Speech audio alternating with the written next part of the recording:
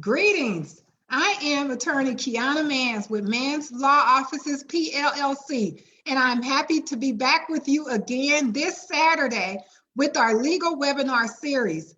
As you all are aware, we launched our legal webinar series at our 16th year anniversary of our business, because when you're 16, of course, you show out and do all sorts of things, right? And so I wanted to have a webinar series for our community to learn from the experts in our field in the areas of law that they practice and that they are familiar with, and to give you all the information that you need to be able to find the lawyers in your community, and also know where it is that you can look for certain things that you need in answering questions about the law. And I kind of dragged along my friend and colleague, Athill Muhammad, with me on this ride, with me as far as my co-host. And you all are very familiar with him, based on him being so kind and gracious to lend me his time to be my co-host for this series on the last couple of months that we've been able to come before you. But today's webinar is from a special request by one of our viewers who have joined us in the past, listening and learning from our experts. And it's a heavy kind of subject matter we're going to talk about today, but I think in the climate that we're in, it was very appropriate. And so when the request was made, I said, yes, this is something that I want to bring forward on this webinar series and bring to the attention of our community, and provide these experts to you all to be able to ask questions to today and to get information. But as I always say, we are providing information, but we have not created, nor will be creating today, an attorney-client relationship with anyone who's viewing this webinar. We will try to answer the questions to the best of our abilities, but we are not representing anyone, and we are just providing general information as far as the subject matter that we are delivering to you all today. And so today's topic is: the best plan is to have a plan. What you should know about probate and estate planning to prepare for your future and properly handle sickness, loss, and death. Yes, and so I put on these bright colors for you all today because I know sometimes, you know, when we talk about dying and sickness and, you know, loss, that it could be a little heavy on us. And sometimes we run away from the subject matter, but all of us who are listening, who are hearing, who are looking at this webinar know that we are not going to be here forever. So this is a subject matter that we have to discuss, and we have to be able to gain knowledge and information about to properly prepare for ourselves and for our future and for our family. And so with that being said, let me reintroduce to you my co-host, Athill Muhammad. Attorney Athill Muhammad was born and raised in Brooklyn, New York, and earned a Bachelor of Arts degree in political science in 1985 from Lincoln University, and subsequently studied at the University of the District of Columbia in Washington, D.C. in the discipline of urban policy from 1988 to 1989. Driven by his West Indian heritage. And look, I had to cut this bio short because y'all hear the same bio every webinar series, but I can't take that out because I never know when he's going to slip into the accent. So I said I have to leave this part in because he, you know, he does that. He slipped in and out of the accent. So I said, let me make sure I keep this part in. Driven by his West Indian heritage, Mr. Muhammad eventually left Washington, D.C. area from Houston, Texas, and in December proudly earned his doctorate of jurisprudence from Texas Southern University's Thurgood Marshall School of Law. Have to keep that in because we have so many Thurgood graduates. And we have another guest who's from Thurgood as well. And we always have guests from Thurgood because, you know, they produce some wonderful attorneys, I have to say. And he was on the Who's Who of America when he graduated and part of their publication. Since licensing, Mr. Muhammad has dedicated his practice to endeavors of federal employment discrimination, civil rights matters, and representing persons accused of crimes in both federal and state courts, as well as representing clients in proceedings and hearings in various federal and state administrative agencies and entities. He is a dedicated legal researcher and writer on federal and state civil and criminal writs and appellate matters, including concerns to the United States of the Supreme Court, the Texas Supreme Court, and the Texas Court of Criminal Appeals. He also serves as an attorney staff assistant to the General Counsel of the Nation of Islam and is a member of the NAACP Houston Community Legal Redress Committee. And I have to say, he does volunteer with them often.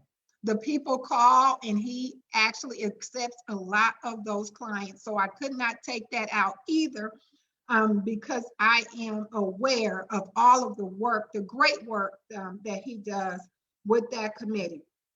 And he is also a member of Omega Psi Phi fraternity. I have to get that right because he may even hold up his purple pen, you know. And so with joining me, you get an extra addition, you know, of my co-host, and Ramadan Mubarak to my co-host, Athill Muhammad, and all of the other Muslims who have viewed and who are viewing this webinar series. And I thank you, brother, for taking this ride with me. And you're quite welcome, my dear, and Ramadan Kareem to all of the believers in Islam who are viewing this. And I thank you so very much for that wonderful introduction. Sometimes the bio gets a little long and sometimes it gets a little short, but and I hope I can live up to those words. Of course, you know, when you write your own bio, it's difficult not to live up to them, but you know, each day, you know, that you know, we try to live up to those things. And it's so timing, you know, when you mentioned for this webinar, because just like as our bios say, it's, you know, we come to this earth and then there's a time for us to pass on, but it's what we do between our arrival and departure. And I think that we all just are in store for a tremendous education today, and hopefully that we will all be able to get something out of this and be able to prepare for our futures and the future legacies of our families and loved ones. Yes, sir. So without further ado, I'm going to introduce one of our panelists. Jermecia Beachem is the principal attorney of Beachem Law Firm. Her areas of practice include family law matters, divorce, child custody, child support, child protective services, and modifications, drafting wills, estate planning documents, probate of wills, and probate without wills, as well as litigating civil law matters. Attorney Beachem earned her Bachelor of Arts in Sociology from Davidson College in Davidson, North Carolina. She earned her Juris Doctorate from Thurgood Marshall School of Law at Texas Southern University in Houston, Texas, and graduated cum laude. She has been practicing law for over 10 years and has a passion for helping others when they are going through some of the most challenging times in their lives. Attorney Beachem is admitted to practice law in the state of Texas and before the United States District Court and bankruptcy courts for the Southern District of Texas. And she is just a delight. I have been working with her for many years now. And I have to say, she is one of the nicest attorneys, really, that I've ever met. No, and I'm being real because I'm from LA. So I would tell everybody, I don't have the Southern hospitality, but most of you all do, you know, who are here. But as attorneys, you know, we put on this face and we kind of have this image sometimes, you know, when we meet people and we come into court. I've never had that with her. She's always smiled and she could be talking about some of the most challenging, craziest stuff, and she gonna smile at you and just be so nice about it. So I'm so thankful that she agreed to join us today, and that she is going to be able to give you all some of this hard information, sometimes, that we need to hear in the way that she does, with a smile. And so thank you so much for joining us today.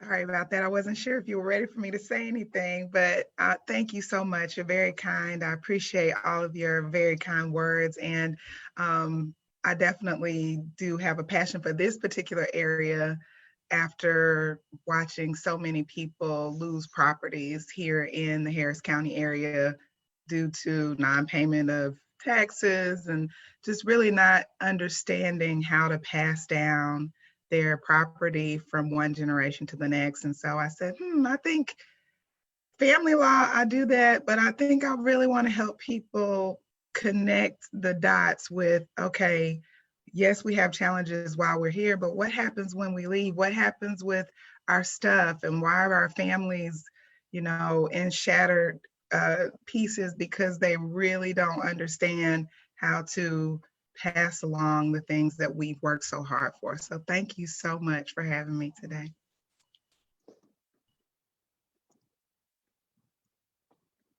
And our next panelist will be introduced by my co-host. And let me know when we're ready to introduce We're ready for Ms. Nikita Lamar. All right now. Ms. Nikita Lamar is the managing attorney at the Lamar Legal Group, LLG. Her practice focuses on probate and estate planning, including guardianship, family law and divorce, and business formations, including trademarks. While she is a trained mediator with a specialization in divorce and family law, and serves as ad litem in 3 of the 4 probate courts in Harris County, Texas, her firm assists clients who are navigating through some of their most difficult times. In this regard, LLG assists individuals and businesses with asset protection to ensure a legacy of generational wealth. Attorney Lamar received her Bachelor of Science degree in Political Science from Tennessee State University in Nashville, Tennessee, and her Doctor of Jurisprudence from Texas Southern University's Thurgood Marshall School of Law in May of 2014. Nikita's tenacity and thirst for justice stems from her almost 10-year career in the nonprofit arena, including the areas of infant mortality, HIV, and breast cancer. She is an aggressive and tenacious counselor who will not rest unless she gets her clients' results. And it is this determination and no-nonsense attitude that has led clients to her firm. Guests and attendees, Ms. Nikita Lamar. Hi, everybody. I am very happy to be here. I have a multidisciplinary practice right now, and I decided to stay in the probate area and estate planning area because of what happened to me.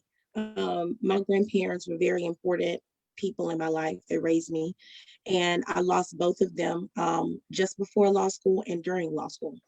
And my grandfather was very smart businessman, very savvy, but what he did not want to do was to deal with his ultimate demise. And I tried to talk to him a little bit about it. I think it spooked him when my grandmother passed away, and he shut down. And he just did not want to talk to me about it. And he knew, what would happen, but he took that chance. And unfortunately, it drained me financially. I was in law school. I had to expend some money that I didn't have. And it wasn't just that, but a lot of that caused me to end up being homeless. So it's really, when I graduated, when I walked across the stage, I did not have a place to stay. And so it's kind of near and dear to me. Some of the larger estates, I have a person that I will, refer that out to. but simple wills and, designations and things like that. And definitely probate. I'm in probate court quite a bit. So I see what happens when people don't have things in order. So I appreciate you guys having me. I look forward to the discussion. And we are so grateful for you to even share that personal testimony, because this is really what we know is happening throughout our community, right? That is a story that many people can relate to. And so you have it from that side, now at the side of a practitioner practicing in the area of probate. I'm so very, very happy that you were able to join us today, and was so willing when I sent out the invitation to be a part of this panel, that the importance of having these things in place. And just by your response, I could tell, like, she knows that this is important for people to know about and to learn about, and to get some guidance on. So I thank you so much for being here with us today. And so we're going to go into it gradually, because there is so much to talk about. But I do want to talk about, and I don't know about you all, but I want to talk about things that could be put in place while you're still here, in terms of dealing with sickness and having someone to kind of handle your affairs. I get a lot of questions about power of attorneys and medical power of attorneys, right? And how we can use those documents to be able to assist us in those times of need, where it is that we're still living, but we do need someone to handle things for us or on our behalf, as far as, those concerns when they arise, how they can be properly dealt with. And so I wanted to start off with that, because that is a lot of the things that come into the office about, I need a power of attorney or I need a medical power of attorney, and knowing the difference really between those types of documents. And so that's on the table now. As far as a power of attorney, how can one use that? A medical power of attorney, how can one use that? And what's the difference? And the floor is open for anyone to answer. Okay. So the way I try to explain to my clients regarding a power of attorney is it really is going to give you an opportunity to help your loved one when they can't help themselves. So in the event that your loved one becomes incapacitated in some kind of way, either they're, let's say, in a coma, or let's say they have lost some of their memory, or they're unable to really handle their affairs, you can go ahead and put in place a power of attorney in advance when they're able to designate you as their go-to person to handle their bank accounts, to handle, any kind of transactions that they would normally handle on their own. Without it, you really do start to get into some questionable situations, especially if someone is admitted to the hospital, which leads to the medical power of attorney, which gives that person now, again, the ability to make decisions on your behalf. Without it, a lot of times doctors are reluctant, even though you may be the person that's been living with them or the person who's been helping them informally, without something legally saying, hey, look, I want this person in charge of everything, it could really cause you to either be completely excluded or not have the opportunity to really carry out your loved one's wishes. So the power of attorney, it really does give you, you can decide when you want that person to have it, whether it's immediately, even if you are still in, let's say, your right mind, or, hey, I only want it to spring into effect once I become incapacitated. Just be mindful that you are giving that person a lot of authority and power. So that includes, like I mentioned before, bank accounts, real estate, really anything that you would do yourself. That is what you're asking that this document give that person authority over. And I'll let someone else I answer. have a question on that, that some of our, attendees and listeners may. Can you revoke a power of attorney? Let's suppose somebody is doing something that, I may not approve of. Once I do a power of attorney, am I stuck with that person who I've given the authority to? Well, that's a great question. Nikita, would you like to answer that question? Uh-oh, can't hear you. There you are. So the answer is yes, it is revocable. You are not stuck with that person or persons. One thing that I always tell people is to have a first choice and then have a second choice as well, because that first choice may not be able, they may predecease you, and then they may not want to serve, but I always say have two people, but you can revoke it at any time as long as you still have capacity. And there's a couple other things too with the with the powers of attorney, because people come in and the person has passed and then they say, well, I have a power of attorney. It's not going to do you any good now because the person has passed away. Also, I have people to come in, my mother is incapacitated, she's not in her right mind, I need a power of attorney. Well, it's too late for that. You can't do that because that person doesn't have capacity. If it turns out that they actually don't have capacity, then you can't get them to sign off on anything like that. That's when you have to go another route, which is, maybe guardianship, and it definitely doesn't give you the same type of powers and things in the end. And then when that person passes away, say, you have a guardianship over them, if they don't have a will in place, then you have to still go into probate. It can snowfall. I've seen it. I see it all the time, but that's just, I wanted to add those things. Yes, and you talk about the different issues that arise. And so that's why we are discussing, the power of attorney, the medical power of attorney, and their use because of these different issues that do arise. And I do also want to mention that you can make it as restrictive as you want to be. So if you are giving someone a power of attorney, you give them the rights and the authorities that you want them to have. And we seem to make it more difficult, I think, than what it is, as far as getting that document prepared and producing that document. And we try to do all of the other things and go around and do this route and let somebody sign this and do that when we don't have to. It really is simply laying out the powers and duties and the rights that you're giving someone else to have on your behalf and signing the paper. That's it. And we try to go through all of these other means that run us into difficulties.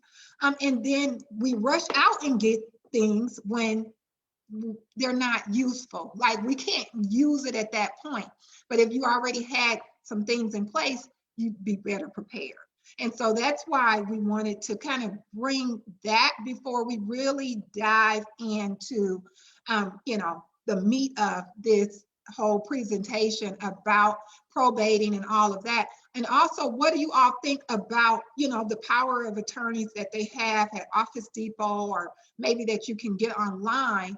And are they useful? And if so, how can people review them and know what it is that they're getting? Well, I would say,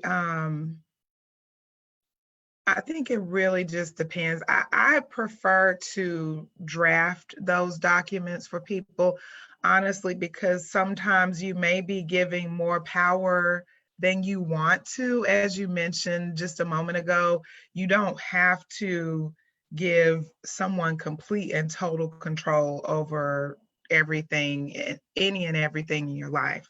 And sometimes when you're doing these kind of check box, check this box for this, but don't check this box, it can get very confusing. And because people aren't aware of necessarily what they're doing, they may give away more authority than they plan to initially.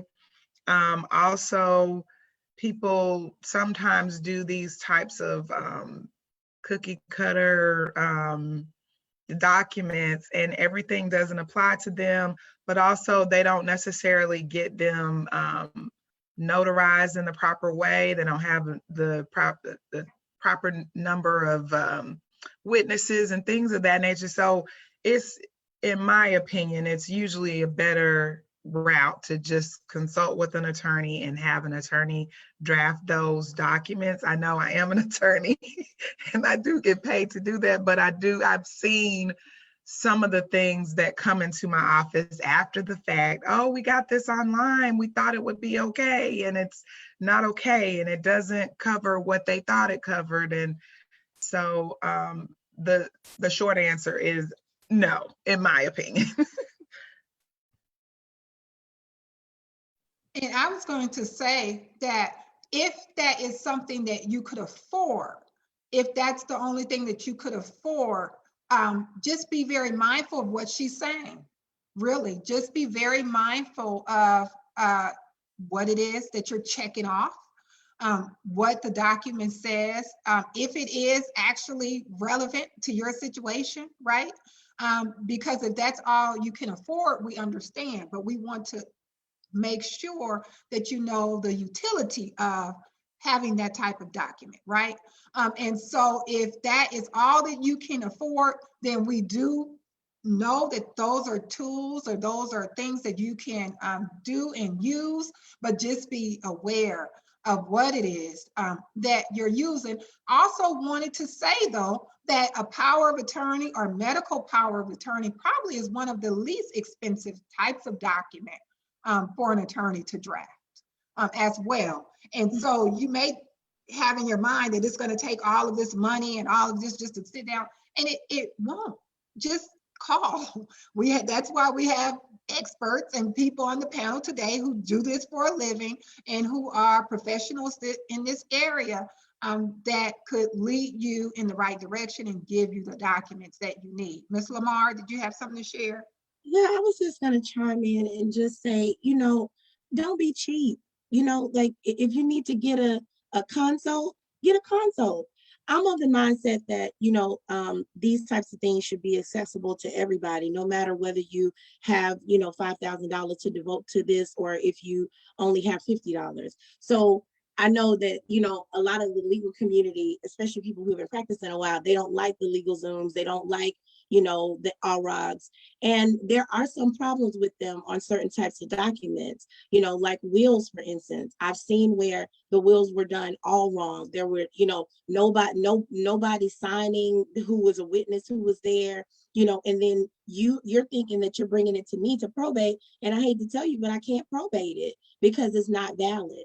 And so some of the things I would say no. So if you're wondering what those things are, like if you should do this on LegalZoom, or if you need more understanding on something that you got off of a site, there are some attorneys who will, let you pay them a consult fee to talk to them about something like that. They probably will tell you it's best to have an attorney to draft it, but we have to have alternative means in the legal profession these days for people to have access. And so that's kind of how they can get access, but it's still ways that you can be a little safer using those types of things. So I would just say, try to get in contact with an attorney if you can, if you have some questions about what it is that you're having drafted or signed. And joining a webinar like we're having today to educate yourself more on these types of documents and the processes and the information and the content and all of that, and how it could be used in a way and the manner and all of that is also helpful. So encourage you all to ask questions, put questions in the chat if you are joining us via Zoom, or also post your questions on Facebook, and we will try to get into your questions. But you took us right into our next question area of questions, Attorney Lamar, when we're talking about a will. And why? I mean, does everyone need a will?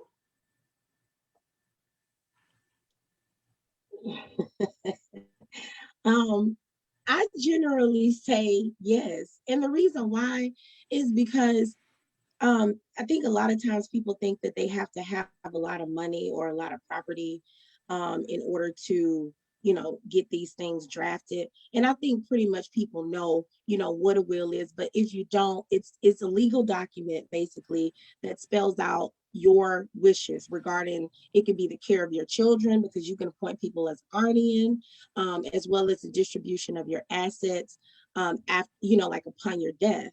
And so generally, I would say that, most people would need something in place, especially if you have a family, you have children, you have a spouse.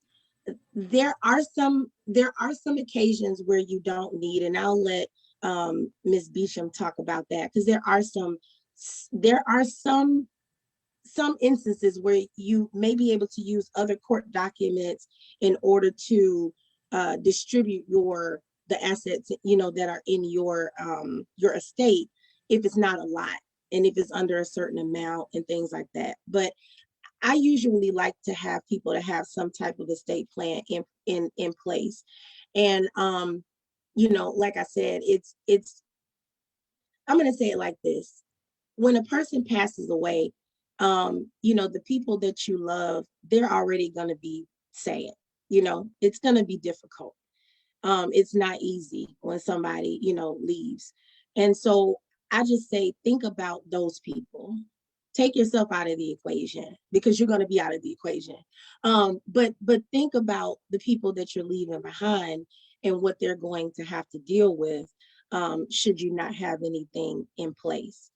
So I typically like to say yes, no matter how little you make, no matter how much you make, no matter how young you are, no matter how old you are, because sometimes people think because they're super young, they're just getting started, they don't have anything, but you do. And then sometimes you have people who accumulate a lot in a very short amount of time. And I'll give you an example. I had someone who passed away not too long ago who was 24. She had amassed more in her life, in her 24 years, than people that I know who are 50. But that's something she didn't think about, I'm sure, because who thinks that, you're not going to be here when you're 25 or 26. So, and then I have people who are older who think, well, I haven't done it this entire time. Well, that's the perfect time to do it, is now. So yeah, those are my thoughts. Right. Thank you. Ms. Beachem? Yes, I think Attorney Lamar definitely hit the nail on the head about people not really anticipating. I mean, none of us knows that the day nor the hour, so we really do need to be considerate of our loved ones and the people that we want to take care of. I think that with drafting of wills, people always, or in the past, it seemed like a lot of people wanted to think about death. But I guess if you think of it in a way of being kind and gentle to the people that you really love, they're going through so very much when you leave this earth in the physical realm. And you really want to ensure that you assist them as best as possible, what you would like to have happen. The other thing is that I think of, and I mean, this is kind of, off a little bit, but sometimes people don't want to include people in what they're giving away. I had a client who he wanted to give everything to his son and nothing to his daughter because they were estranged and she didn't look after him when he got sick. And so he came to have a will prepared. And I mean, although that sounds a little, it sounds like, more, people would not do that. But if that's something that you want, you need to be able to spell that out in advance, because otherwise you don't have a say once you're not here. And to Attorney Lamar's point earlier, I just want to make the distinction that the power of attorney is for when you are alive and making decisions, having someone make decisions when you're alive. The will is for once you've passed away and you do designate an executor, someone to carry out your wishes. If for some reason you don't have a lot of things, let's say, you just only have a insurance policy, well, you want to make sure that you've at least designated all of your beneficiaries there, so that that doesn't fall into a probate situation because there's no beneficiary listed. So now it has to go into an estate, but you don't have a will to even say who's supposed to get it and what's supposed to happen. So it does get very cumbersome for your loved ones if you choose not to do the planning on this side. So we encourage you to do that. And again, it was mentioned earlier about getting, the free wills and LegalZoom and things of that nature. And it's very important in Texas that you have a will at least reviewed by someone who knows what they're doing. Again, as Attorney Lamar mentioned, there are certain specific things that have to be in a will. I had one time, and I promise you, I just thought, hey, look, we're off to the races. We're going to get this done. And it did not say that the person was over the age of 18 when they actually sat down and did the will. The lady was 76 years old when she executed the will, but it did not say this one line. And so then it became this whole issue in probate court as we're trying to really just carry out her wishes. But because it wasn't drafted properly, now we're in a pickle. So just be mindful. There are will-a-thons, a lot of them throughout Houston, a lot of throughout the year. Well, we used to have a lot more. Obviously, we're now in the pandemic, but I think it's important that you have that done professionally. I will. I had a question with respect to the wills also. We're talking about, and panel, y'all have mentioned, like what you leave.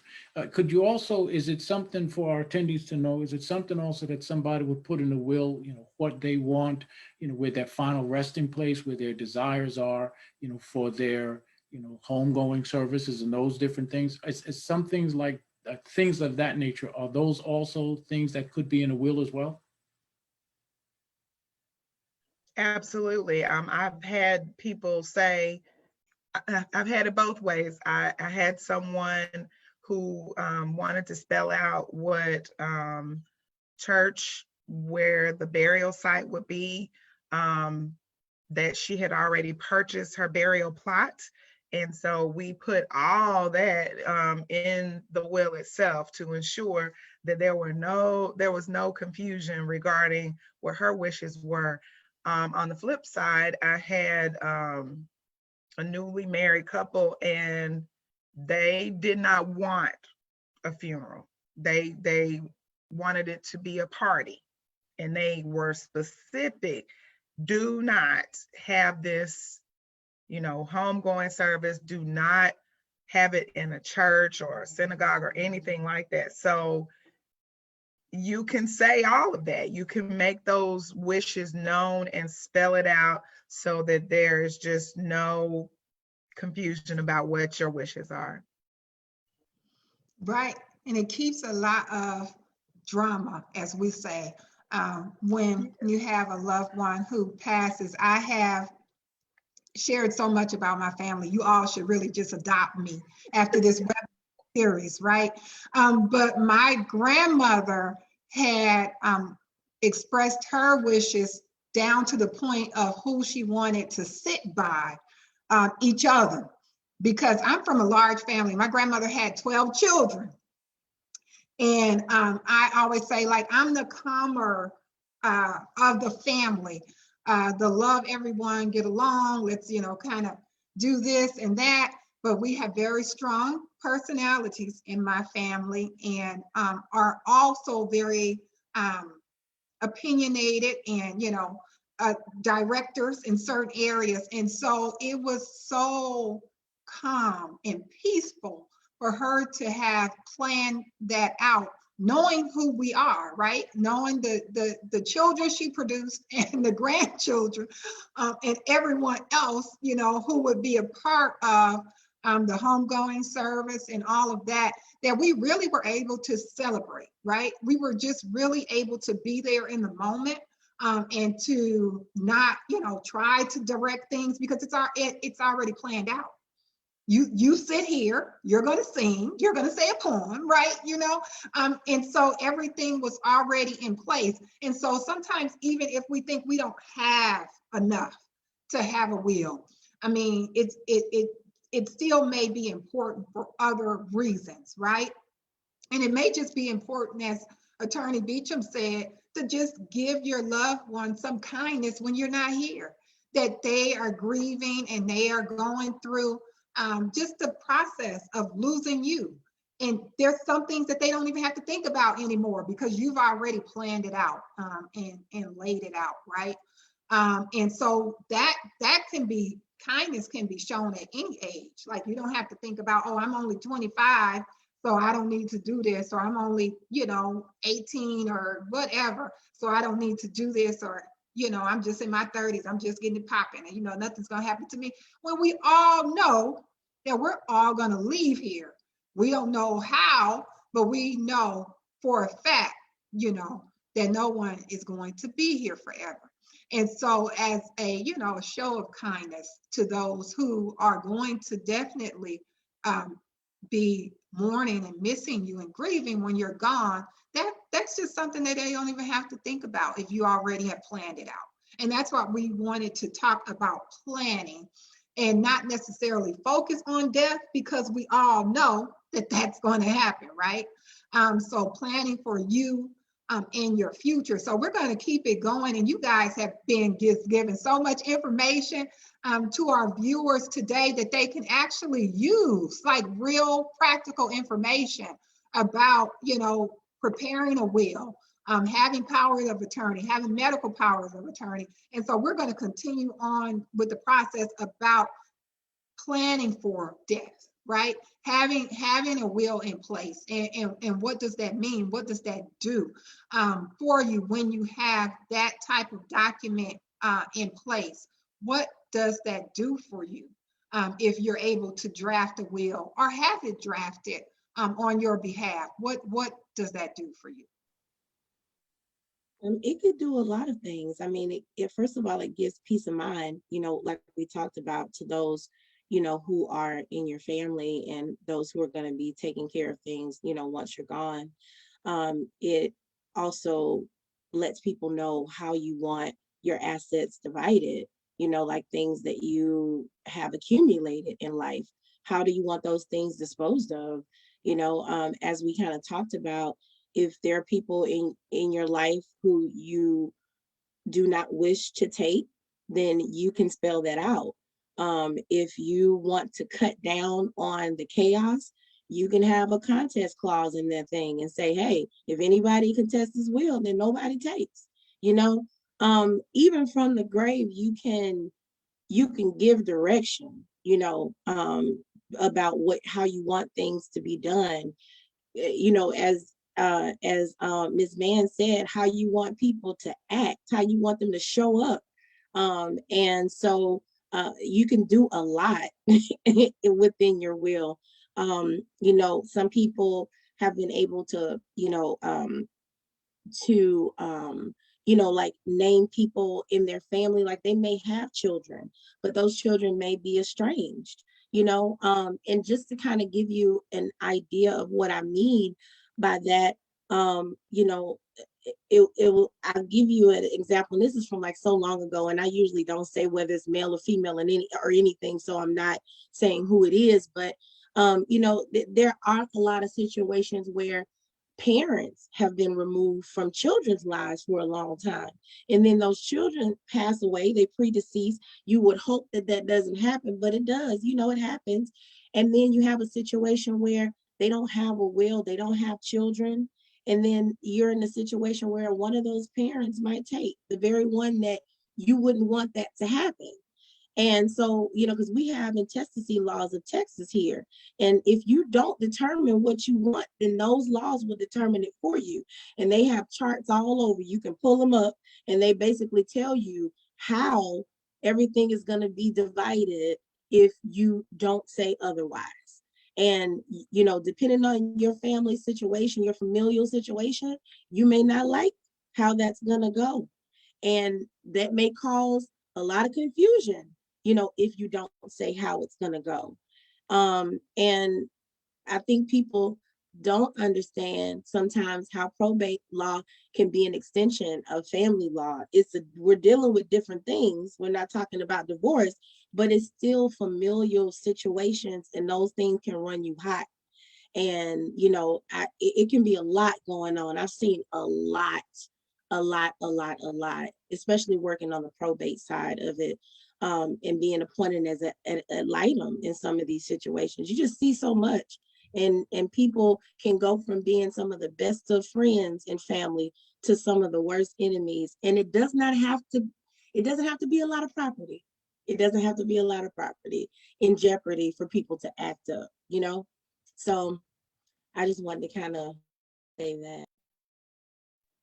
That was excellent. I'm so happy that you mentioned that. And that's kind of how I got really pulled into probate and doing wills and all of that too, based on my family law practice, which you all know is a main part of, you know, Manns Law Office is the family law side of it.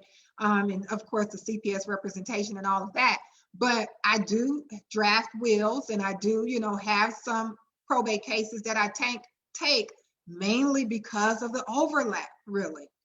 And sometimes the advice that I have to give or provide to those clients, like, look, is this in place? This is, you know, this may happen with this person. You're separated, but still together, and, you know, all that stuff, you know, that we go through, that we have to kind of plan for. But I have questions from our Facebook viewers. And so how often should your will be updated, especially if you know, grow in income or you're acquiring assets? How often should you update that? I think that's an excellent question. There's no right or wrong time to update it, but absolutely, if you're acquiring additional properties, assets, if you are having life-changing events, you have had additional children, or you now have grandchildren that you now want to identify. I recently had to update a will for one of my clients, and she had one of her children pass away. And so there was significant information in the original one where she was giving to her, and now unfortunately she's gone. And then she has grandchildren that she wanted to include specifically by name. So we did that. You know, so of course, when you have life-changing events, if you are now, that's really, in my opinion, when most people do it. If you get a divorce, if you need to update your will or get a will to ensure that there's no confusion in the event that you pass, that this person would have been who was going to take your ex-spouse. So those are usually trigger times, I would say.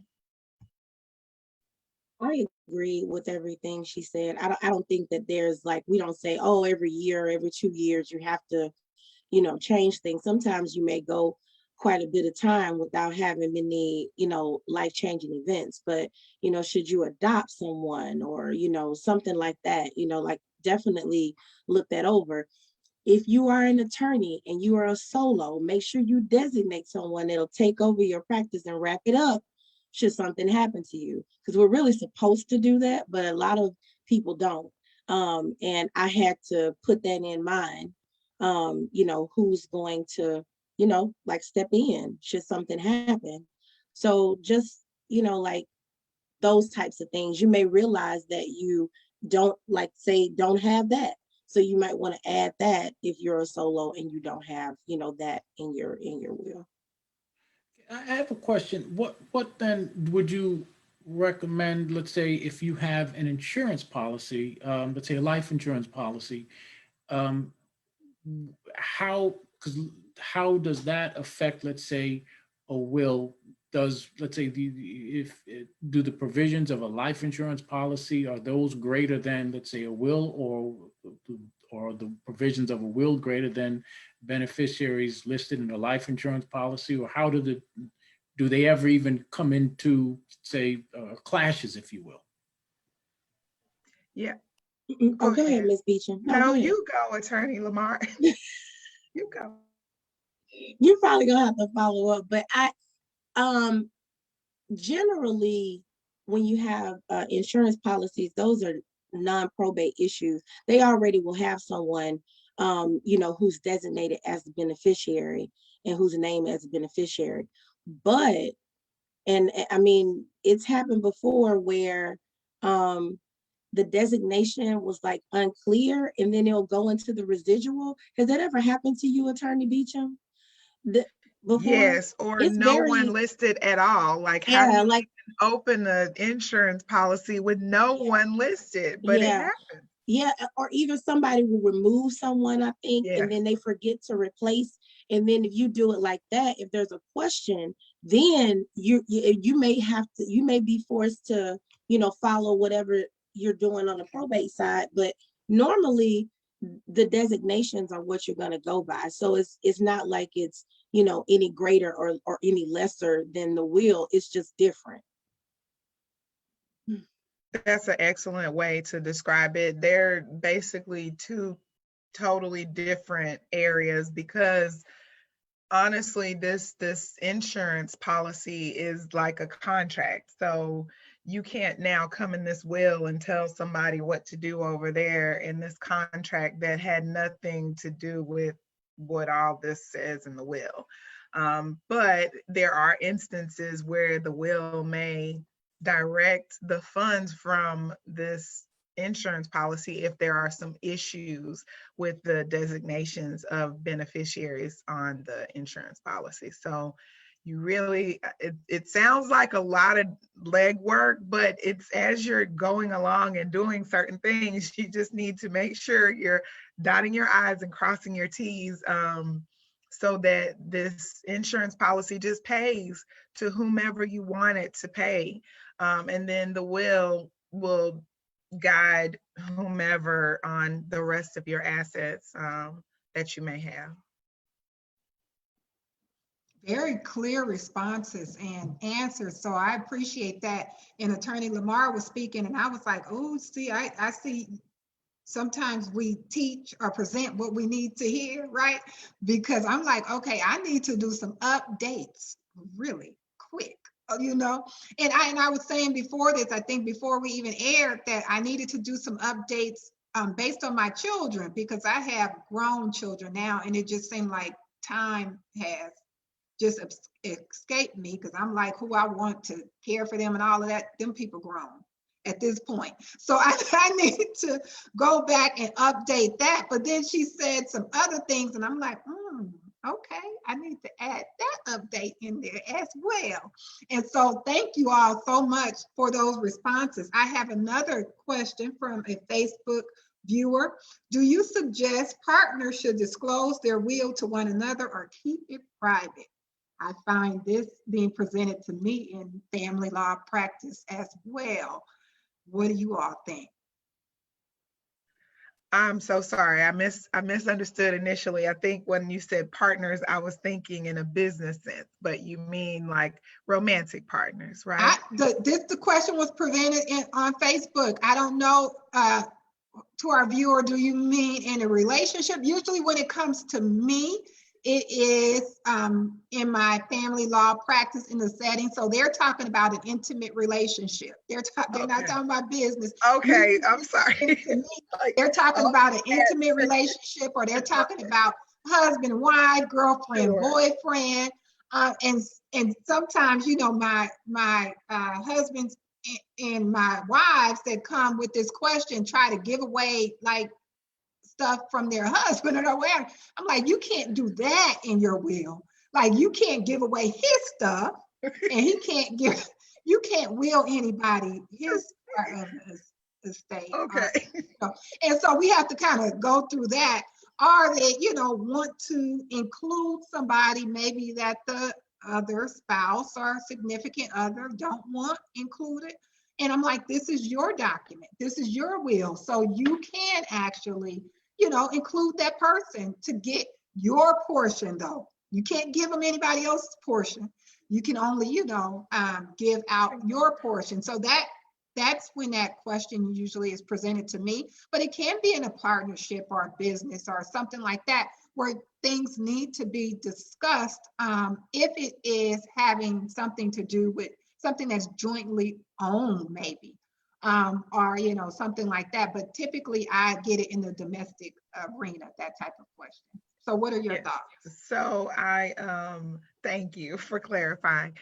So, and I agree with you. You cannot give away something that doesn't belong to you. So I believe that, you know, that's going to depend on each relationship. I have had people who were married who did not want to leave their things to their spouses. And I mean, again, it goes along the lines of these are your wishes. So while it's ideal that you would want to leave things to your partners or even share with your partner your will, I think the main point that we have today is that you have a will, regardless of who has access to it. Now, someone does need to know where it is, but is it your partner? Is it your cousin, your grandma, your auntie? I'm not sure. That's going to depend on your relationship, and be mindful that if you are adding people and you are in a married relationship, your spouse may not like that. So that's my answer. I guess I would kind of lean towards what you guys are saying. It really does depend on what kind of relationship you have with your spouse. Now, if you have kids and, you know, stuff like that, you know, my recommendation would be that you talk about it. And, you know, so that you are on the same page. If you have smaller kids or whatever, what do you know, who do you want to be the guardian and all that kind of stuff. And I think people don't understand too, is that if you have a situation where, you know, you're married and someone passes away, you know, like people like, well, you know, if that happens, I don't want my spouse to have the kids. I'm like, well, you can't terminate the rights. So, you know, I think people understanding what you can and can't do in these situations too is important. So that's why I say it's always good to go and have at least a consultation with an attorney so that they can direct you, because a lot of times people think that they can do certain things in these documents that they cannot do, especially when it pertains to, you know, rights, roles, responsibilities of some other person or things that they own. And I just wanted to chime in after Attorney Lamar mentioned children. I think it's important that if you have been married previously and you have children from a prior relationship or prior marriage, that you absolutely have a conversation, or at least you're clear in your will how you would like things to be divided. You absolutely need a will if you have been married and had children in a prior relationship. Otherwise, when you pass away, if you are married to someone new, it does not, everything you own does not automatically pass to your spouse. And a lot of people get confused about that.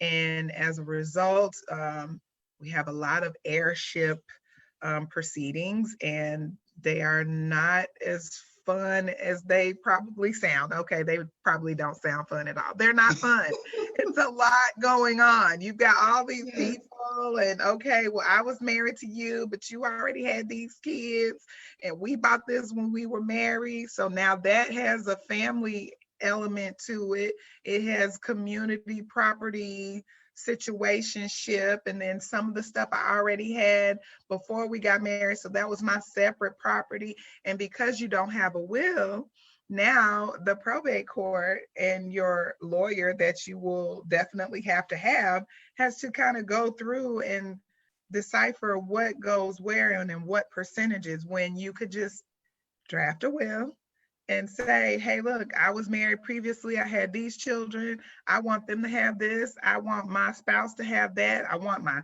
stepchildren to have this, whatever the thing is. But that's very important, especially when we start blending families, which more and more people have these days.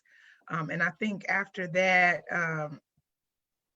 just having a will. I think just having a will, period. I think that's the theme.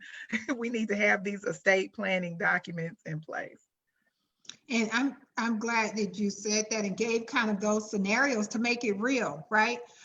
With the reality of things as we see today, there are a lot of second, third marriages and, blended.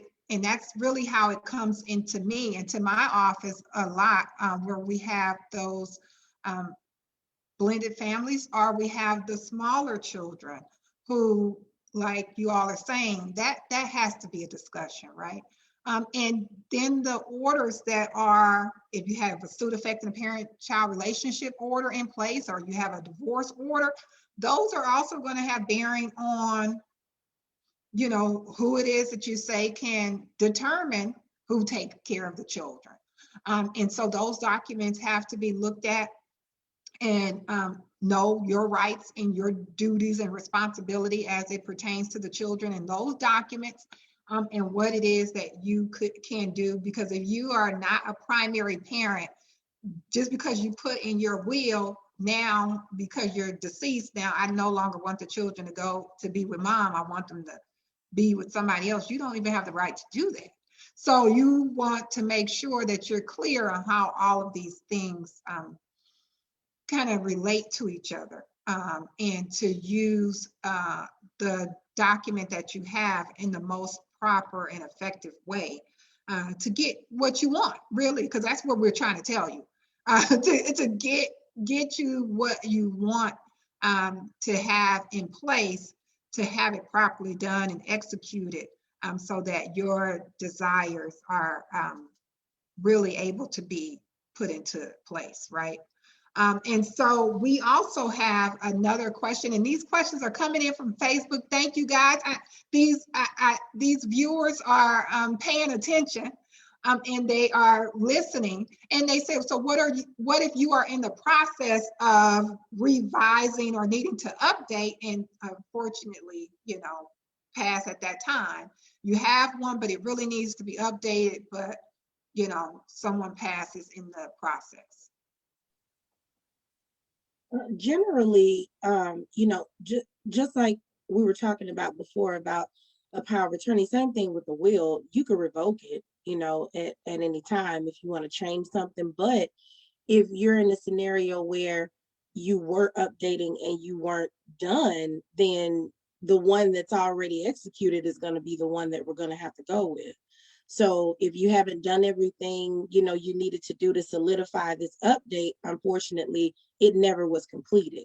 So, it happens, but you can't, you can't use it just because you had the intention, to do it. It has to be fully executed.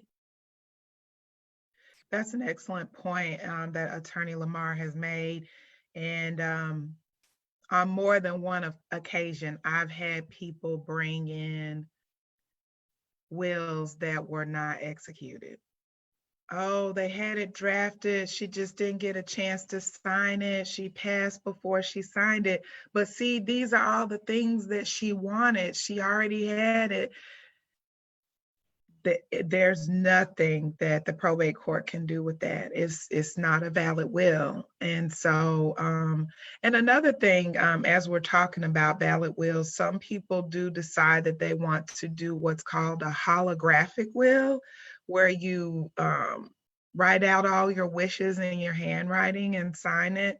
Those are recognized, but just be mindful, you cannot use a document that has been drafted, typed out, and then you sign it without having witnesses. That's not the same thing. So that again will run afoul of what is going to be acceptable in probate court. So again, we've talked about, you know, you need to have something in place, but just be clear that everything cannot be accepted as your will. So yeah. Same thing with like recordings that people bring in, and you know, like the person was about to pass away and they, you know, said, oh, well, you know, this is a recording of what she said. You know, the best thing to do is just don't wait until you're at that point. You know, that's, you know, sometimes we have to. I mean, I've had certain situations where it's just something that happened kind of all of a sudden, like somebody went down, all of a sudden got sick, and, you know, they still have capacity, you know, to tell you what it is they want to do. They can still participate in the will ceremony, you know, and I've gone to their homes to do this, but I just say, let's not make it a habit of waiting until that time, you know, to get it done. And, you know, to bring it back to the human side, because I know you were saying that we don't want to focus on death, and I don't want to either, but I do want to address the human side of this, you know, thing. And Absolutely. that's that, you know, it's difficult to think about not being here, you know, and unfortunately, that's what will prevent a lot of people from getting things done, you know, before it's too late. But I think we've discussed and kind of tried to bring home the point. If you need to think about what this will look like for other people in order to get it done, do that. Right. You know, if that's what you need. But I understand most of us who work in this, you know, area, we understand that no one wants to really think about it, but it's definitely necessary. And I'll tell you kind of a funny story. When I did mine a few years back, I had two people that I, you know, asked to be, you know, to sign for me. I thought I made it clear that it was my will, but I guess I did not make it clear. So we were in this office and I had someone to draft my will. I could do it, but I had somebody else to do it. And because it was mine, and I honestly didn't want to do it. And so I had him to do it, and the look on their face when he said, okay, well, we're here for the will ceremony, and they read my name and all of this, and they were looking like, are you okay? And I'm like, I'm fine. I thought y'all knew that you were doing this for me, but I guess I should have been like, but that's kind of, and these were two attorneys that are friends of mine. So it's not just, we're not out of the line of fire when it comes to this being difficult to think about. I'll just say that. And so I want to humanize it, you know, because it's not just everybody else. It's, you know, we have to deal with it too, and our friends and things like that. But it was just funny, the look on their faces. They were like, are you trying to tell us something? And I'm like, no, right. I'm fine. Right. I thought y'all understood, but.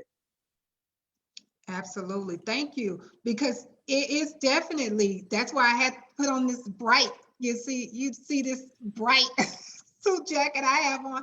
I said, I have to lift this up because I know just having the discussion, you know, with some people, like I said, just go ahead and adopt me, all of y'all. Just having the discussion with some people in my family, they start looking like, you trying to kill me or I'm about to die. None of that. We're just planning.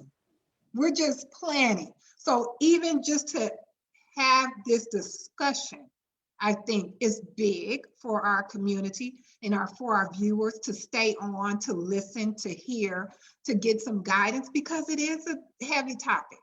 It is a real topic, you know, that we have to talk about and discuss with our loved ones and with one another. And with even my father, who passed without a will, I actually was saddened by that, being that, you know, I'm an attorney and I know what you need and all of that, and was able to give him guidance and advice on it. But just having that conversation was like, baby girl, I don't want you to be worried about that. This is what I do for a living, first of all. And second of all, I'm worried about you not having it. But it was just the idea of the whole human side, as you were saying, the coming into the mindset of, you know, you're going to be hurt when I leave. You know, I'm going to not even be able to handle even thinking about you, you know, being here without me. So all of that does come into play. And so you have, like, even like you were saying, Attorney Lamar, you have people that can help you. You don't necessarily have to do it yourself, even though she said she could have done it. Just being real about it, if that's something that you know that like you cannot deal with, like, but you know that it's needed, right? Then you make sure that it's done.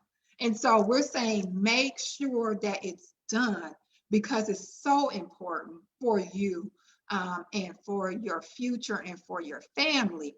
And so I definitely understand the heaviness of the subject.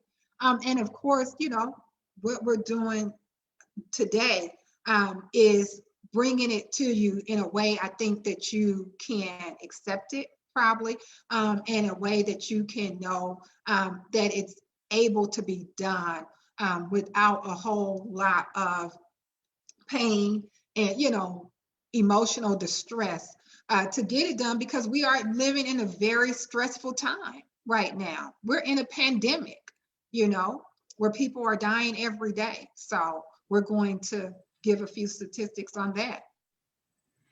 And you know, as you're saying that, Sister Qiana, you know, we looked up, you know, the national these mortality rates, if you will, with respect to the pandemic. And as of what I've been able to find out, as of this past Thursday, April 15, there have been reported nationally 30,970,899 cases of those who've tested positive for this COVID-19.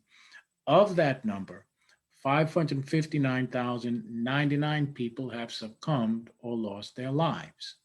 Now, you know, of course, we don't know how many of those persons, you know, how long they suffered from the illness when they contracted it. And of course, how long it took for them to succumb. But the thing is how timely this, and we've said it at the beginning, but how timely this webinar series is, about this particular webinar is, because a year and a few months before, we didn't think of this thing. Now, naturally, you know, we could pass on at any moment. We know not the hour. But with this new phenomenon now, this is yet something else that can take us away from this earth that we didn't think about, that we didn't plan on.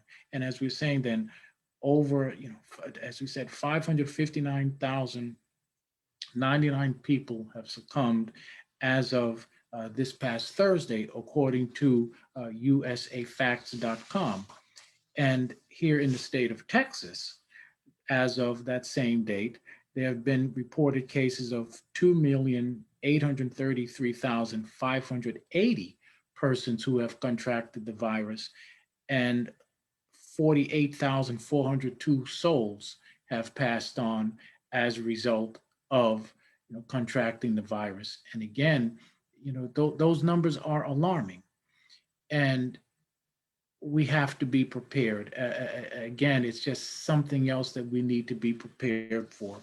Now, some of us have known, even in the news, according to the Center for Disease Control, and we know that now there are vaccines out there, and I'm not going to get into whether one, I know personally what we've been instructed with respect to the vaccine, but the concerns are, as with the Center for Disease Control, that Johnson & Johnson has actually halted, as I'm understanding, the vaccine or the distribution of the vaccine. And I've not, paid particular attention to the news as to why or what the concerns are, but there is a pause that is now coming from the CDC with respect to the administering of the Johnson & Johnson COVID-19 vaccine. And I would imagine that, as more things happen in the future, that there might be some other recalls or pausings on those things. However, what we have not been able to see, according to the cdc.gov, as of April 15, again, our dates would be this past Thursday, that there have not been any reported deaths of or from directly related to the vaccine. But I question as to how we would even know, if somebody actually passed on with respect to the vaccine. There might be all kinds of different things. The various county medical examiners may, liken a cause of death to a number of things. So, I'm not smart enough to know right now that, let's say, a vaccine may have been the direct cause of death, but I'm not smart enough to know that a vaccine has not been. But my point is that, as of right now, the CDC has not reported that there have been any death-related causes of the vaccine. But nonetheless, the overall thing is, we know that the alarming numbers of those of our human family have passed on. And some of us in the listening audience may have friends or family members who have succumbed. And certainly I know personal friends who've passed on as a result of this, younger than me. And it's an unfortunate thing. But that being said, have for those of us who practice in that area, have you all, as a result of these alarming statistics, well, not even as a result of the statistics, but as a result of the pandemic, has there been an increase in those persons coming, or persons, anybody, coming to your office because of the fear and saying, okay, look, this new thing is here, yet again, something else is might, factor into the equation of my demise? Has that increased, let's say, people calling your offices and inquiring about estate planning services? For me, no, but for other people that practice in this area of estate planning, I have seen that they have. So I think it really just kind of depends, because I have a colleague of mine who is in Austin, and she saw a spike in the beginning because nurses and doctors and things like that were coming to her to get things done. And once they found out that she had a plan where she can get everything done without them having to get out of the car, she got a lot of business. So not in my practice with the estate planning. It's still been steady. The probate work has been, but it hasn't been because of the pandemic. Family law, on the other hand, it was a spike in family law. But we won't talk about that. But yeah, that's where I saw my spike: divorces. And I will have to actually agree with Attorney Lamar. I did not see a significant spike, just a steady, my normal amount of people wanting to get a will or inquiring about estate planning documents. Definitely an increase in the family law, divorce arena. But that's another topic for another day. And I can bear witness to the same thing, which is why I wanted to have some real numbers and some statistics being presented, because it is right here in our face, right? For us to be able to understand the importance of planning. But I think, as Attorney Lamar was saying earlier, it's the human and emotional side of it, of the attachment of all of this, in terms of where we start not being able to move, or we are so alarmed by the numbers that, you know, we're fearful in making a plan. And so that's why I really thought it was important to kind of get us a little reality check that with all of the emotions that we have behind it, that it's at our door and it's happening. And as Attorney Athill was saying, that it's going to probably be some ramifications even for more, unfortunately, injuries or death or what have you, even from the process of trying to do the vaccinations and all of that. Like, all of this is real and it's not going anywhere, and we have to deal with the reality that we're in, but not alone. And that's the beautiful part of having you all here, you know, as evidence of what we have in terms of the resources in our community, that I don't have to sit and be scared and worried and, you know, get myself all depressed and agitated and fighting with my spouse, which have me now coming for a divorce. You know, we're going against each other instead of properly preparing, you know, because stress will kill you, honestly, it will. And so just the thought of thinking about it, and I'm out here by myself, and all of this is going on, and I'm losing people, and all of this is dying, when you have people available to you, you have attorneys, and everything sometimes has to come to the point where it has to be dealt with, right? It has to be dealt with. And in our community, we want to encourage you.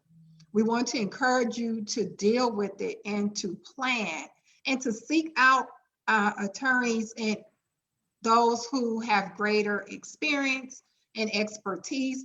And even if they don't, who just somebody who, like Attorney Lamar, she said she went to somebody to draft hers because of the emotional side of it, even though she had the same level of expertise and experience that they did, right?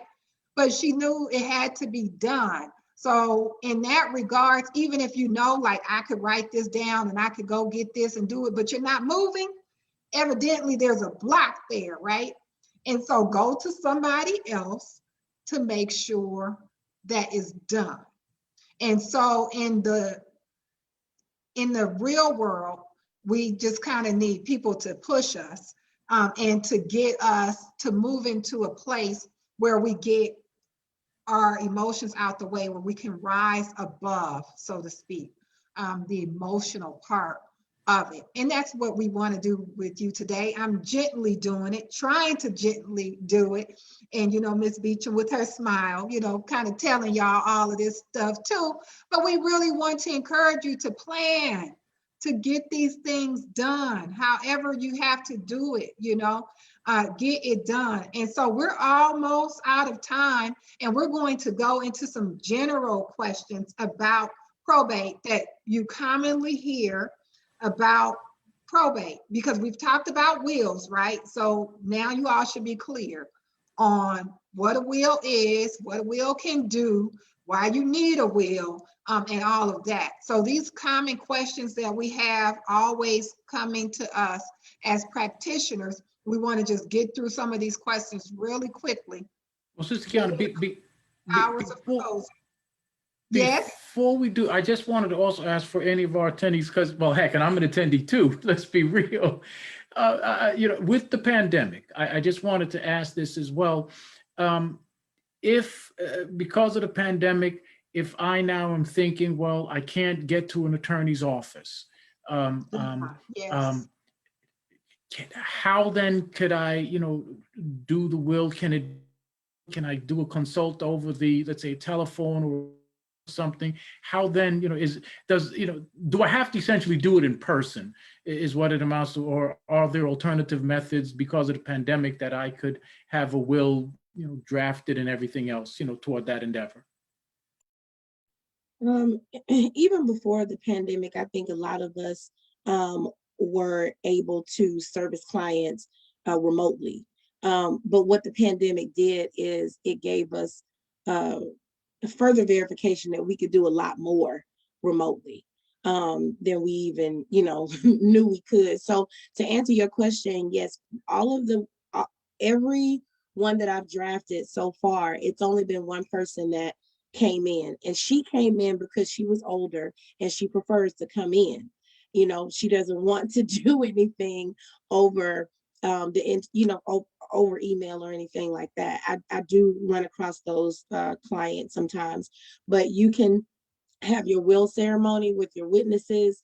They have virtual notaries. You could do everything, without having to actually come into someone's office.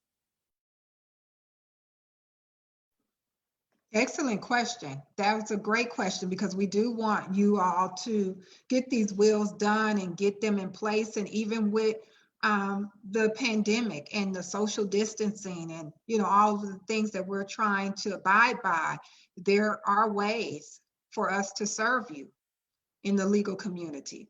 There are definitely people who have even reorganized their entire practice to ensure that we can operate remotely and have you all continue to receive the same level of services that we were providing prior to the pandemic. And so yes, yes, yes, yes, you are able to get the assistance of an attorney, get a will drafted, and everything that you need to have put in place so we can help you plan for your future, plan for your family, and take some of that off of you. Take some of that off of you, even to have to worry about it, right? Because your attorneys can get it done. We have excellent attorneys in our community that can assist you in all of these areas, and who are compassionate, who are empathetic, who have, like Attorney Lamar, experienced some of these things and don't want you to experience it. So are eager, right, to help and make sure that you have the proper representation and your documents are valid and appropriate for your situation.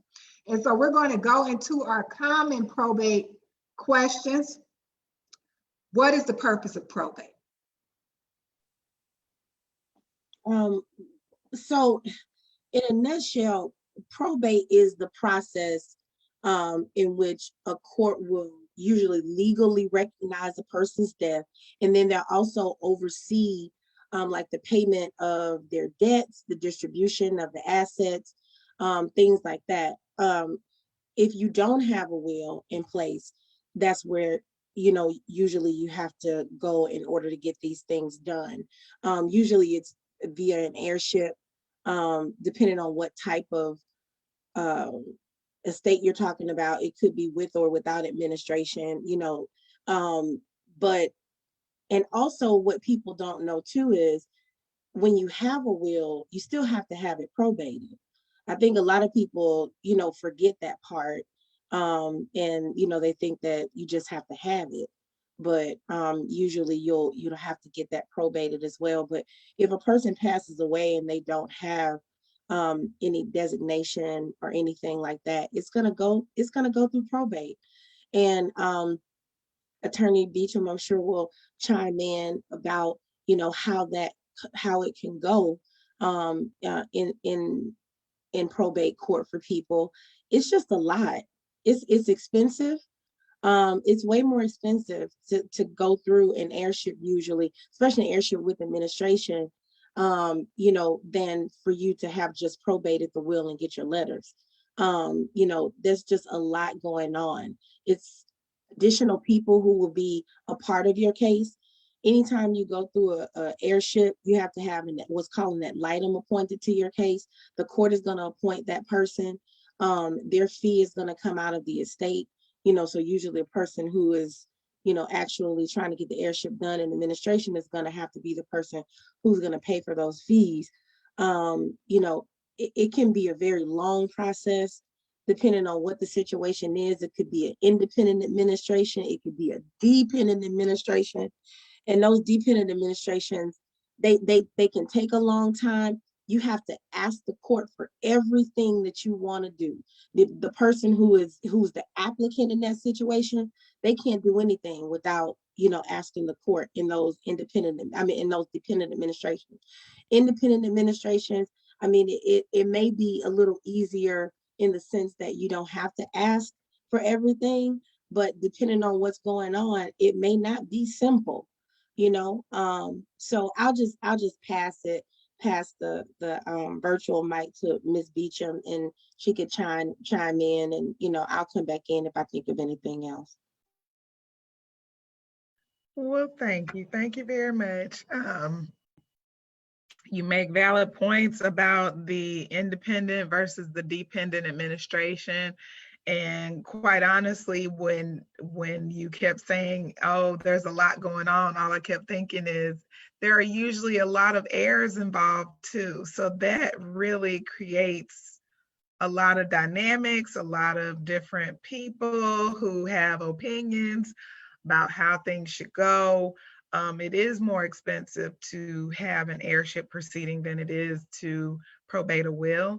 But if you don't have a will, what are you to do? How do you transfer the title of a property from the decedent to now, all these other people? You have to go through this proceeding in probate court to get the clean title. And so it's just, as the old saying goes, an ounce of prevention is worth more than a pound of cure. We want to be on the front end of these things. We want to get all of the estate planning documents in place so that your loved ones aren't running around trying to figure out how to keep your property in your family. And that was actually what you wanted from the beginning. As far as probate court is concerned, it's my opinion that probate court here in Harris County, Texas, they are willing to kind of let you do what you need to do. So most times you're going to be in an independent administration, even with the probate of a will. But, when you start having a lot of contests, this person doesn't want this person doesn't believe this is the right will, there was another will, it can get very expensive, and that all those fees are coming from the estate itself. So you want to just be mindful of that as well. Yes, we're all grieving and hurting during this time, but the more fighting you're doing, the more you may be wasting the very estate that your loved one wanted you all to have. So probate court is there to be the referee in a sense, if you think of it in that way. And just to kind of piggyback off of what Attorney Beachem was saying,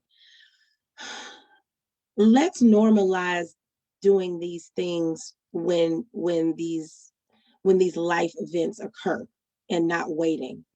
Because what we find is a lot of families lose property because when someone passes away, they don't probate the will, or they don't have a will and they don't want to go to probate court and do the heirship.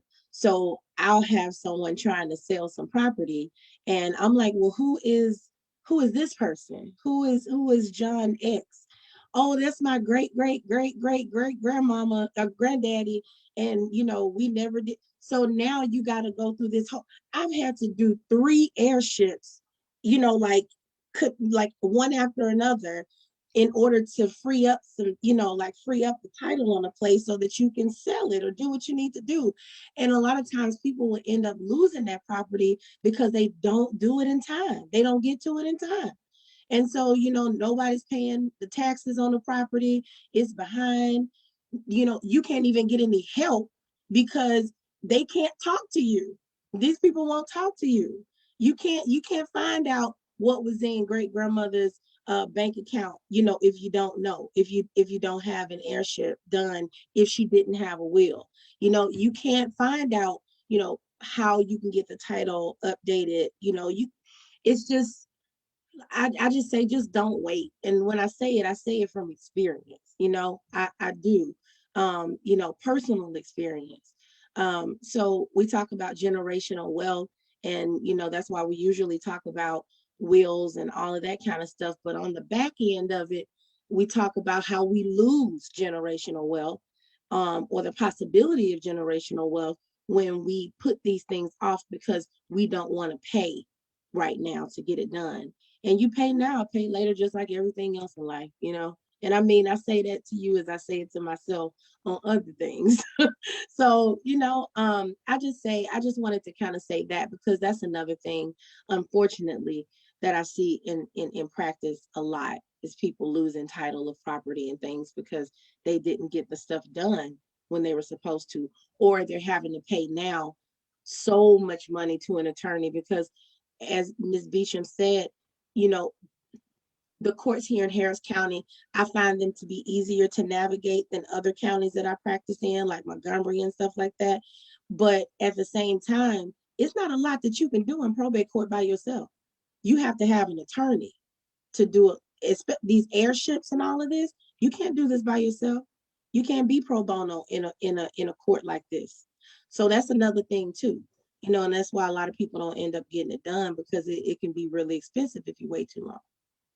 It can be very expensive in all kind of ways, not just money-wise, but even when we were talking about the whole human aspect of it, with the family conflict and drama. And here in Texas, we see people who are really unlike most other areas, that you have family who have had property for generations, right?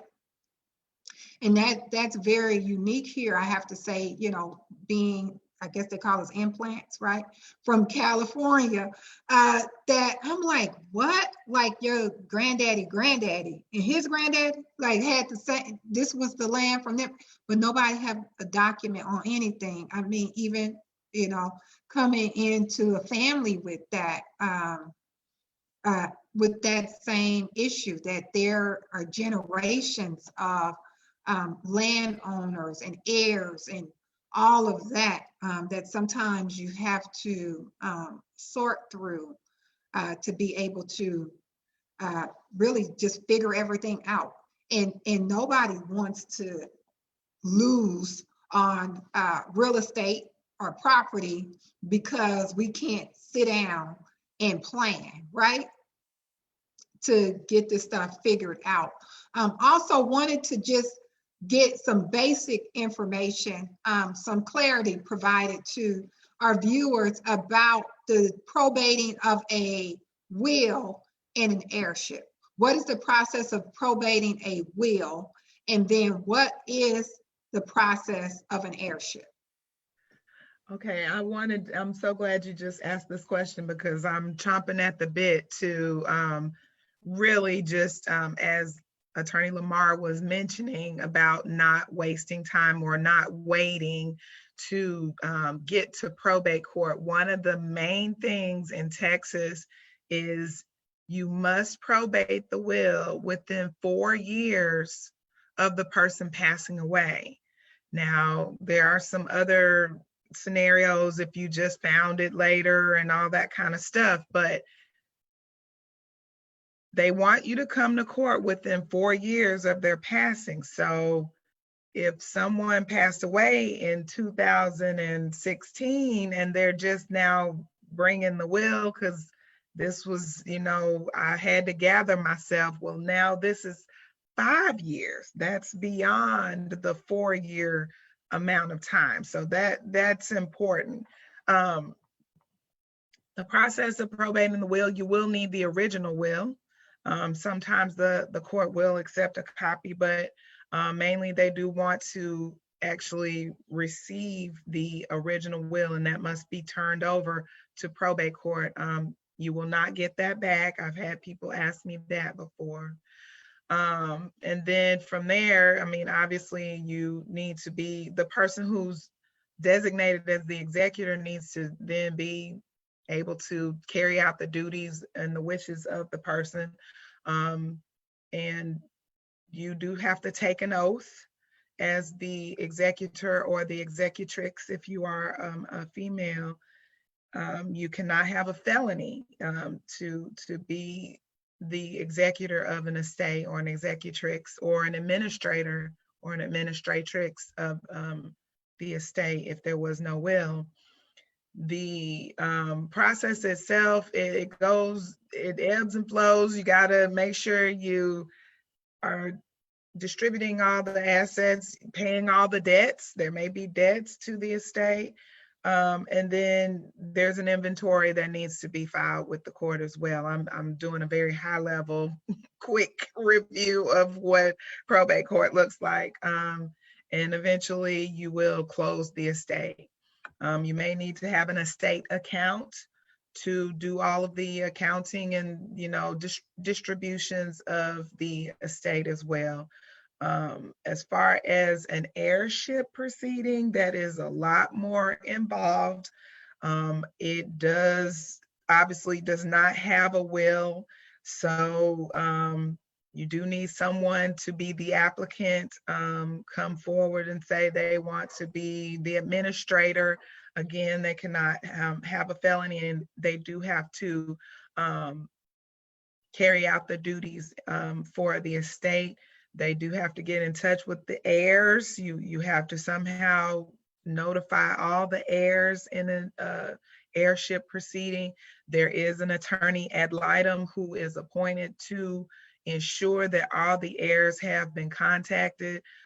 You can only imagine there have been instances where people have opened and closed estates and no one mentioned this other sister that everyone stopped talking to 25 years ago because she they come don't like in. her. Wait. So now she's like, where's my piece of the pie? Well, the pie is gone because everybody was like, oh no, well, I mean, she was dead to us. You know, these things are real scenarios, unfortunately. So the attorney ad litem is appointed by the court, and they do due diligence. I am someone who is appointed as an ad litem in probate court. Attorney Lamar has mentioned that she is also someone who practices as an attorney ad litem in probate court. You would be surprised. People do try to keep the estate to themselves. They, you know, that wasn't our sister, that wasn't our brother, that's not what daddy wanted, you know, all these other things. So anyway, the heirship proceeding does have kind of two parts to it. You do have to declare the heirs, and then you do the business of the estate after all of that has taken place. And it could be independent or dependent depending on a lot of different factors. So it can be more expensive because you do have to do a few more filings in that particular instance where there's no will involved. So again, this seminar such as this encourage people to basically just get your affairs in order so you don't have to go down this kind of unchartered, although it is a very procedural thing, but it's less kind of linear than if you had a will in place. There's a lot of different kind of roundabouts with an heirship proceeding. So that's what I'll say. And then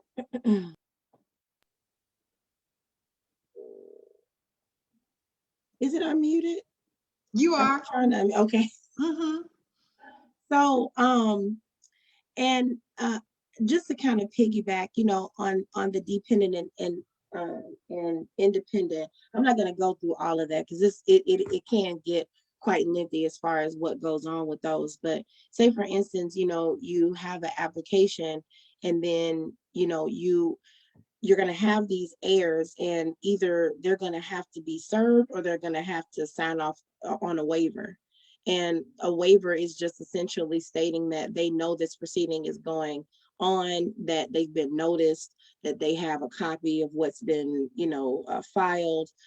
Sometimes within that, they can also say that they're fine with the person who is asking or who is the applicant, that they're okay with that person, being the administrator. And if you cannot get them to sign off, you can't have an independent administration. So that's the thing.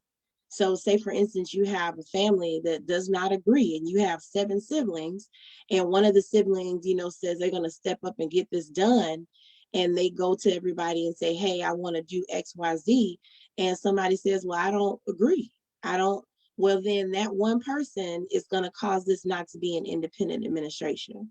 And that's what we're talking about, this family, this familial stuff can come into play, because everybody, unfortunately doesn't have a tight-knit family.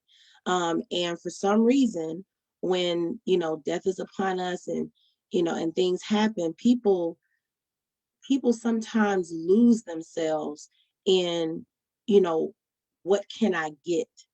And that's sad, but it's true. It happens. And it doesn't have to be a large estate for this stuff to happen. Sometimes the smallest estates are the ones that will act up the most. And then I wanted to piggyback off of having the will probated within that 4-year period. We have something that's called a muniment of title proceeding. And usually that's when a court will admit a will to probate. And they do that solely to establish title to personal and real property. That's another way that you can have it come into probate court after that 4-year period.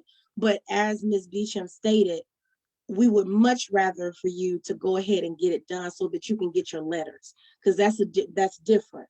So, if anybody's listening out there and they do have a will that they need to have probated, and it's been, over that 4-year period, and you have personal and real property that you still need to, handle, you can do that still through a muniment of title. But like we stated, it's always better to go ahead and get it done, and go ahead and get your letters, and, so that you can get things done and you're not having to have these other things that you have to do in its place.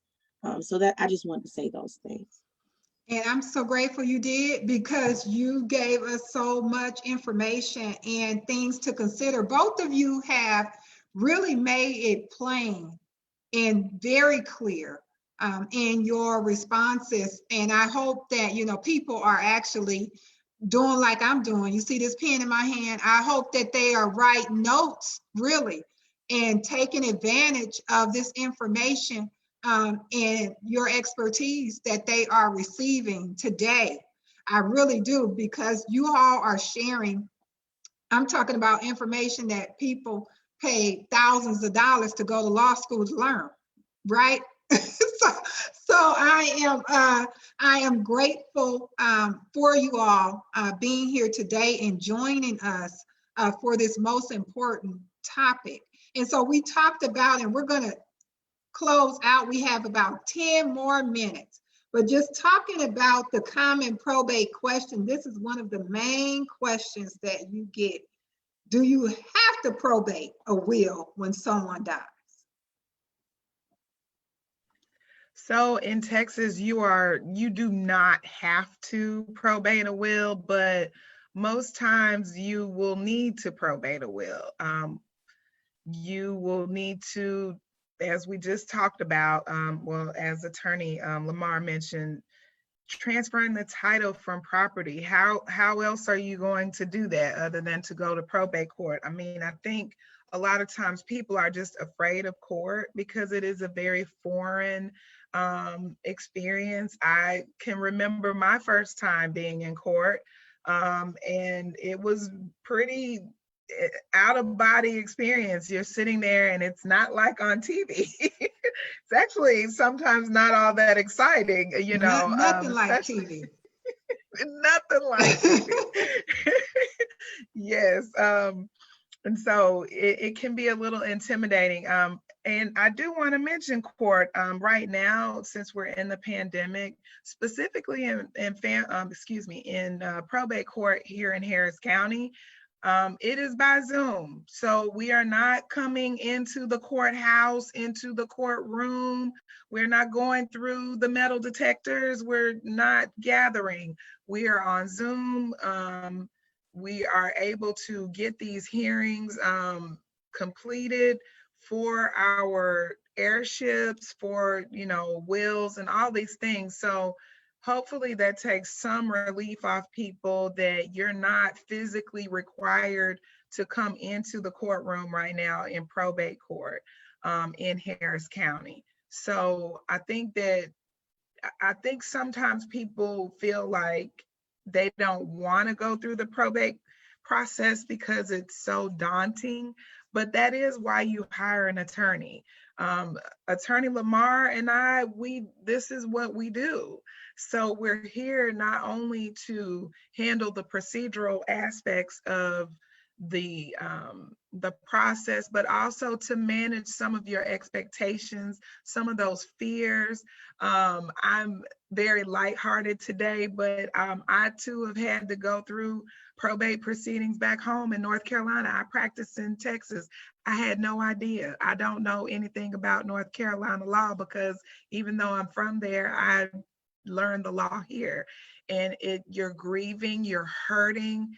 It is very, very stressful at some points, because you just don't necessarily understand all of the reasons why you're even having to turn in this or do this.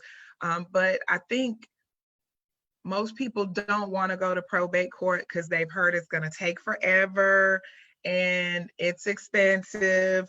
And they're afraid of, you know, court proceedings. But I will say that not every probate matter drags on for 3 and 4 and 5 years. Not everything costs, you know, $10,000. It just really depends. And the more you prepare, the less time we even have to be in court, because it's already kind of figured out. We know what we're supposed to do. We boom, boom, boom. We're on to, you know, having our lives and, you know, doing the things that our loved ones will have us to. Absolutely. And as far as the reason, like you would go through probate based on the things that you were saying, are very important. And for us to have what it is that we need to ensure that all of those things are pretty much the person's who, you know, they're supposed to be. Those assets are transferable and given to you in the right manner as they should be. And it is not, I don't know where that even comes from as far as the whole expense of it. Why people think it's just so expensive when you have a will that kind of lays out what it is that you want. You have your executor laid out and all of that. It should not be a long, daunting process, right? It becomes expensive. Go ahead. Yeah. It becomes expensive, right? Like you were saying, it's not as expensive usually when you're doing this, you know, beforehand, but it can get expensive when, you know, we have generations and generations of, you know, things that were not done. And then now you have the young one saying, okay, I'm ready to do something with this property, and they can't do anything with the property. And who knows what it is they want us to do. It could be something that brings even more wealth to your family, but you can't do it yet because you got to go through all of this other stuff that, you know, you just hadn't done. It happens so much. And I know Ms. Beachem knows, you know, that it happens. And we, you know, we fight to keep things within the family if we can, but unfortunately sometimes, you know, it's too late. Yes, thank you. And what can you do in terms of the stages of probate? What can you do when you get those letters? Because we talked about those letters. What are those letters? And what can you do when you get those letters?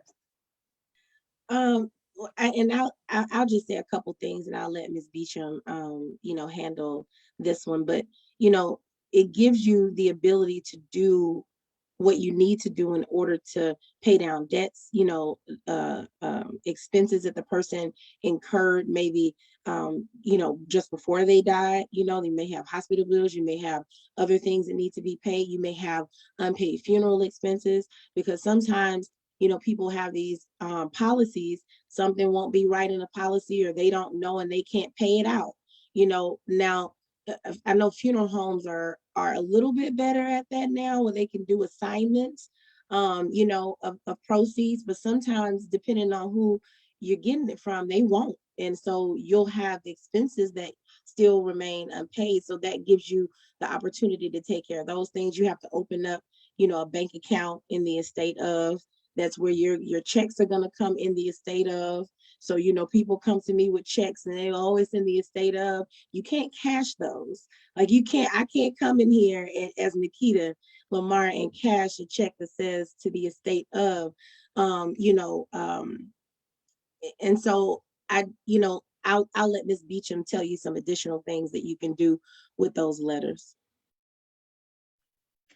Well, Attorney Lamar makes a wonderful point that everything is now defaulted to the estate of your loved one. So these are not, things that are going to go quickly without the letters, right? And as was mentioned earlier, you are not necessarily going to have access to certain accounts without the letters of administration or the letters testamentary.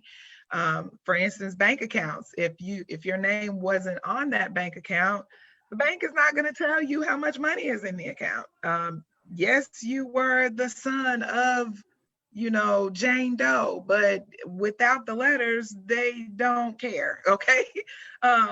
If you need to, let's say you want to go ahead and sell the property of the estate to pay the debts or do something like that, you don't have the authority without those letters. The probate court is essentially giving you authority as the executor or the administrator of the estate to carry out the duties of the estate, whether that be to pay the debts or to distribute the assets. If the will says that you're supposed to get $5,000, then as the executor or as the administrator, that person is responsible for getting to you the $5,000 from the estate. If you're only supposed to get $1, they're still responsible for getting you your $1. So, that's what the letters allow you to do. It allows you to be the representative of the estate and the voice for your loved one who passed away. Thank you all so much. You have just provided a wealth of information and cleared up a whole lot of those common questions that I think we all get, that everybody talk about or think they know something about, and kind of gave the real deal answers to these questions about what it is and what it is not, right? And so I so appreciate you two for coming on and spending your Saturday. We can go on another few hours because there is just so much to talk about. We didn't get into guardianships. We didn't get into a whole lot of areas that the probate court covers because we just don't have that time. But we're going to have you all back. That's just saying that we're going to have you all back. And I pray that we did not exhaust you, so you will be willing to come back again to share with us and our audience. But before you leave, I definitely want you all to have closing words and to provide information of how you can be reached and contacted, because you're probably going to get calls. And I hope you get plenty of clients after today. So please share with us your information. Attorney Lamar? So my law firm is the Lamar Legal Group, and I'm on Facebook. I can be reached. My office number is 832-767-1976. or 281-781-6067. You know, I'm really glad that I got the opportunity.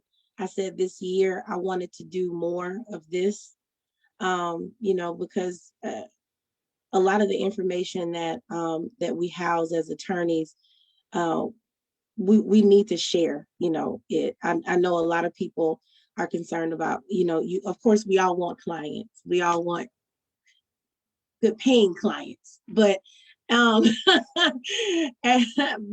at the same time, I think it's important, you know, and I say this to myself, you know, as well, as we need to make the time to do things like this, you know, that don't revolve around the dollar. They're just about the information, especially when it is things that have affected and touched our lives, like this, you know, and that's why I wanted to do this.